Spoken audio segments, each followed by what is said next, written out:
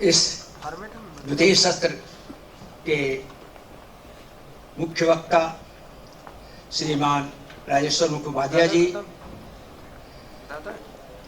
दूसरी मुख्य प्रखर वक्ता के रूप में हमारे बीच में प्रोफेसर सुमन जैन जी, विशिष्ट अतिथि के रूप में प्रोफेसर उदय प्रताप शाही जी, इस कार्यक्रम का जो सफल संचालन कर रहे हैं ऐसे प्रोफेसर राम सागर मिश्र जी, हम सबके समक्ष सभागार में उपस्थित जैन सहस्रबुद्धे जी, इस कार्यक्रम का जिस कार्यक्रम को जिन्होंने एक तरह से अच्छी तरह से संयोजित करके चला रहे हैं, ऐसे हमारे बीच में हमारे अनुज प्रोफेसर उपेंद्र कुमार त्रिपाठी जी, और सबसे बड़ा जिनका योगदान मिला है, ऐसे हम सब के बीच में मनुष्यों का क्या योगदान था, लेकिन मैं ये कहूंगा कि स्वतंत्रता प्राप्ति में हमारा क्या योगदान था, मनुष्यों का क्या योगदान था, ये इस पर यदि आप बात करें तो सही रूप में आप देखें, हमें आजादी जरूर मिल गई 1947 में, लेकिन आप विचार करें क्या हम आज भी स्वतंत्र हैं? क्या हमारा तंत्र जो है, स्वतंत्र जो है, आज भी चल रहा है? आप पाएंगे, हम इस पर व्याख्या नहीं करेंगे, बहुत बड़ा विषय है ये, आप ये पाएंगे कि सब कुछ अभी जो ब्रिटिश काल में जो तंत्र, जो कानून बने थे वही चल रहे हैं। वह कौन सा दिन आएगा जब हम अपने कानून को, अपने तंत्र को फिर अपने अनुसार, इस देश के अनुसार, काल के अनुसार, परिस्थिति के अनुसार विकसित करेंगे? अभी तक भी नहीं कर पाए। बहुत से ऐसे कानून हैं जो बहुत पुराने हैं, ब्रिटिशर्स के द्वारा बनाए। तो आज भी आप देखें तो हम, देश तो आजाद हो गया 1947 में, अब 75वीं वर्षगांठ बनाने जा रहे हैं, लेकिन आप मनुष्यों को सोचना पड़ेगा, क्या हमारा तंत्र आज भी वही है या नहीं है? हमें अपने देश के अनुसार तंत्र बिछाने की आवश्यकता है। कुछ बातें तो प्रधानमंत्री जी कह रहे हैं, हमारे मनुष्यों के द्वारा कही गई, उन्होंने अथक प्रयास किया। उसी प्रयास की थोड़ी सी चर्चा मैं कृषि के संबंध में भी करूंगा। हमारी कृषि वैदिक कृषि थी, और इस वैदिक कृषि का श्रेय यदि मैं किसी को देना चाहता हूं, वेद के माध्यम से आप कह सकते हैं, सभी के माध्यम से कह सकते हैं, लेकिन महर्षि पराशर को जाता है, जिन्होंने 3 ग्रंथों का यदि उन्होंने समुचित रूप से यदि संपादन किया, कृषि पराशर, कृषि संग्रह और पराशर तंत्र, इन 3 ग्रंथ के माध्यम से जो जागृति कृषि के क्षेत्र में लाई है, शायद संभवतः कहीं भी आप खोजें, विश्व के किसी कोने में खोजे, ये जिस तरह से वातावरण को समुचित करने में, संतुलित करने में जो प्रभाव और जिस ढंग से खेती करने का विधान दिया है, समय नहीं है आज पर चर्चा करने का, वह अन्यत्र कहीं नहीं मिलेगा। इतना ही नहीं, वृक्ष आयुर्वेद में भी जितनी चीजें कही गई हैं आप पाएंगे, एक एक शब्द, एक एक हमारे जो प्रयोग, जैसा अभी कहा गया कि हम लोग केवल कहते थे, नहीं, हमारे मनीषियों ने प्रयोग करके दिखा दिया। मैं आपके लिए उदाहरण देता हूं, अभी कुछ दिन पहले 2019 में दिल्ली के अंदर एक बहुत बड़ी कॉन्फ्रेंस आयोजित की गई, जिसमें पूरा का पूरा जैविक खेती, प्राकृतिक खेती और यही तक कि हमारे होम का, वैदिक अग्निहोत्र मंत्र का और अग्निहोत्र जो इतना बड़ा प्रभाव जो है फसलों के उत्पादन में वृद्धि होता है, आज हमारे मनुष्यों के द्वारा उन चीजों को कह करके जो लगातार इस बात को कही जा रही है, और हमारे लोगों ने इसको बहाका। इसमें एक नाम मैं जैन जी के सामने प्रस्तुत करना चाहता हूं, हमारे डॉक्टर नेने जी जो है हैदराबाद में, आप जानते भी उनको है, उन्होंने लगातार स्वतंत्रता के समय से, उससे पहले से, वो बहुत पहले से इस पर उन्होंने कार्य किया, और बहुत बड़ा कार्य उन्होंने करके और अपनी इस ज्ञान को, भारतीय ज्ञान परंपरा को आगे बढ़ाने में बहुत बड़ा कार्य किया, बहुत ये मॉडर्न साइंटिस्ट होने के बावजूद भी। दूसरा नाम मैं आपको कहा, बीरबल साहनी का सभी लोग जानते हैं, लेकिन बीरबल साहनी ने जितना बड़ा काम किया बॉटनी के क्षेत्र, बॉटनी और एग्रीकल्चर को मिला करके, साथ फ्लोर और बायोलॉजी इत्यादि के बारे में थोड़ा सा समय है, नहीं है, मैं बता रहा हूं, उनका योगदान है। आप देखें, उन्होंने एक अपने स्वाभिमान को जगाने का काम और विश्व स्तरीय ये कार्य किया था।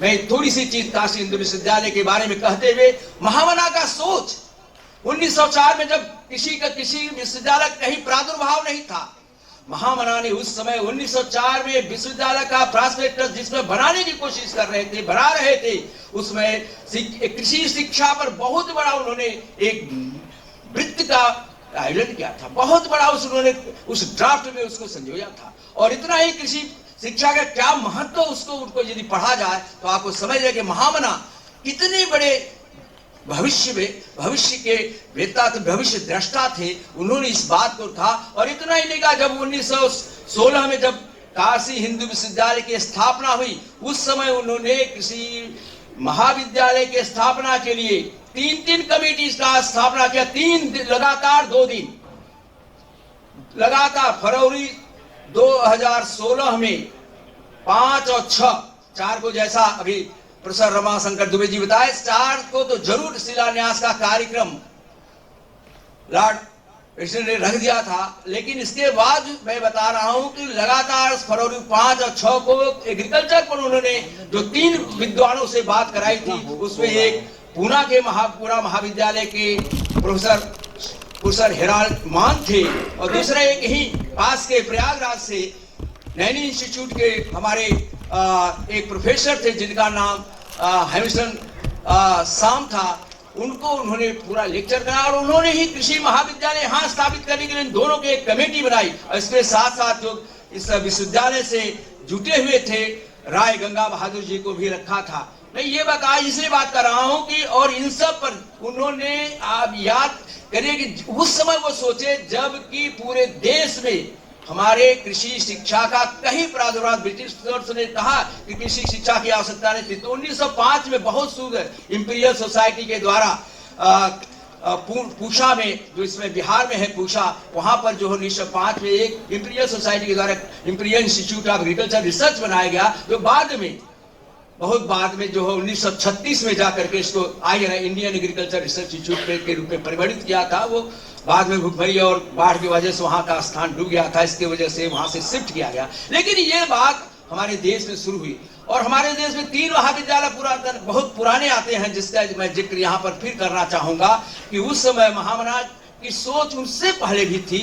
जो बहुत ही विलक्षण एक बात कही जा सकती है वह यही थी कि महामना जो सोच में रखे थे वो क्या आधार था उनके सोचने का। हम लोग कभी कभी उनके इस दूरदृष्टि पर स्वयं अचंभित और अपने को गौरवान्वित भी महसूस करते हैं। अचंभित इसलिए होते हैं कि उनकी सोच थी, और गौरवान्वित महसूस करते थे कि उनकी इसको उन्होंने किस रूप से परिणित करके हमारे कृषि विज्ञान और कृषि शिक्षा को लाया। और कृषि शिक्षा 1904 में जैसा कहा प्रॉस्पेक्टस में डाला और धीमे धीमे इसकी प्रगति उन्होंने एक सोसाइटी बना करके माध्यम से किया। क्योंकि स्वयं महामना जो है रॉयल कमीशन ऑन एग्रीकल्चर के मेंबर थे, और जो बात समय नहीं, जो बात उन्होंने कही, ब्रिटिशर्स भी उस समय अचंभित होते कि महामना कहां से, किस सोच से क्या बोल रहे हैं।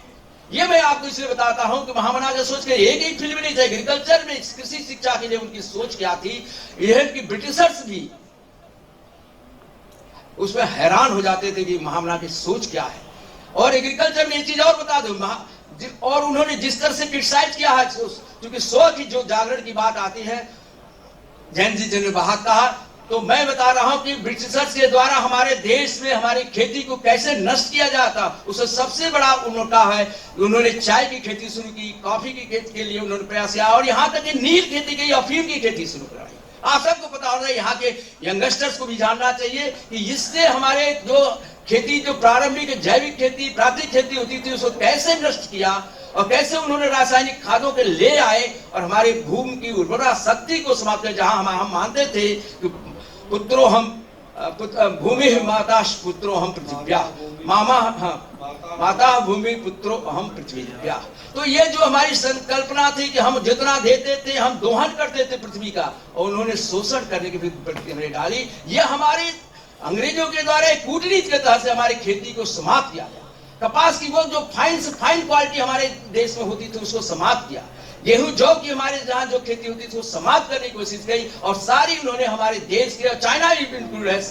आपको पता, हम सबको पता है कि चाइना हमसे 1 साल बाद स्वतंत्र हुआ है, और चाइना में भी अफीम खिलाकर के सारे जो हमारे एग्रीकल्चर के खेतीहर थे, कृषि के करने वाले बंधु, तो उनको सबको एक तरह से नशेड़ी बना दिया। हमारे देश में भी ऐसी हुआ। आवाज उस तरह से हमारे देश को कैसे उनका क्या षड्यंत्र चला और कैसे वो हमारे देश को नष्ट किया, ये एक बहुत बड़ा है। इसके विपरीत हमारे वैज्ञानिकों ने उसमें के जो शिक्षा के जगत से जितने इंस्टीट्यूशन खुले, हम सबका नाम नहीं ले रहे हैं, बहुत बड़ी एक मैं जरूर तैयार था। उस सब के बावजूद भी हमारे शिक्षकों ने कहा नहीं, हम खेती करेंगे। जो हमारी प्रारंभिक खेती थी, जो हमारे ऋषि महर्षियों के द्वारा जो खेती थी, जैव खेती, उसमें भी बात थी। बहुत ज्यादा रासायनिक खादों का प्रयोग नहीं थी, गोबर की खाद पर उस समय भी खेती होती थी। और तब तक हम जो है अपने विचारों को, उनके बावजूद भी हम लड़ते रहे, नील की खेती का प्रचार और प्रसार होने दे दिए। लेकिन दुर्भाग्य चाय की खेती जरूर होने लगी। आज तो चाय साथ घर घर में पहुंच चुका, ऐसा कोई नहीं, चाहे देहात हो चाहे शहर हो, कहीं नहीं पहुंचा। तो मेरा ये तात्पर्य इतना था कि हमारे ऋषि महर्षि, एग्रीकल्चर का कम योगदान नहीं था अंग्रेजों के उस कूटनीति को विफल करने में। मैं इतनी बात को कह करके और इतना कहूंगा, साधुवाद दूंगा कि इस आयोजन में हमने 10 मिनट जरूर लिया, 5 मिनट समय था, लेकिन मैं कहने को बहुत कुछ था।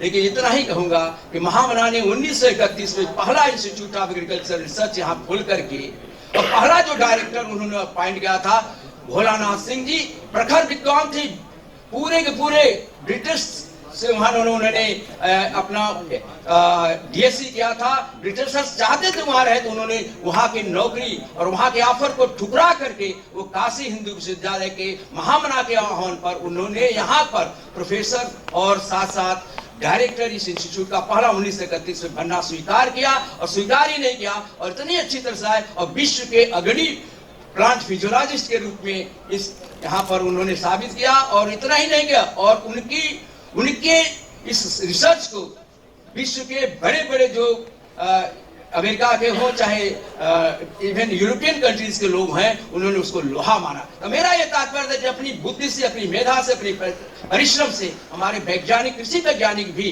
लोगों के बीच में जा करके अपनी मेधा को स्थापित किया और इस बदौलत इस देश को आगे बढ़ाने में कार्य किया।